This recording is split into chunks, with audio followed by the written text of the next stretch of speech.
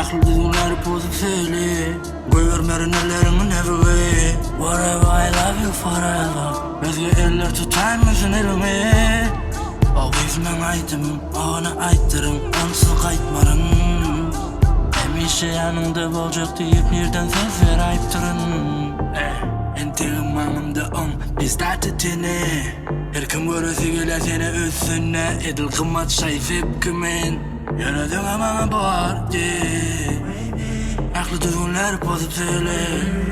Öyle yanıp öyle sınırlı. I see you gözlerim, gözlerimde baktın var ya garip sözler.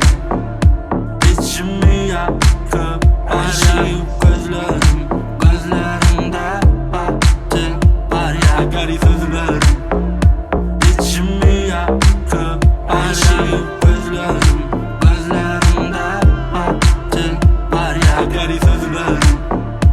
İçimi yakıp I see you gözlerim, gözlerimde baktın var ya garip sözler. İçimi yakıp var ya. Ayıplama ikimizin mutlu demi.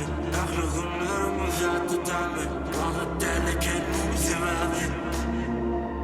Sen ovadan yılgırsın. Benimin içine yaktı ışık. Aytmalı bu neçinci coşuşup. Bana söyleyecek cigi Konuşurken yalı için Boynunumda sayın girmen gücü. Ütkümün bolşun gelip bol hemişe. Hani bol şuğunu öğreli düşe. I see you gözlerim, gözlerimde baktın var ya garip sözler.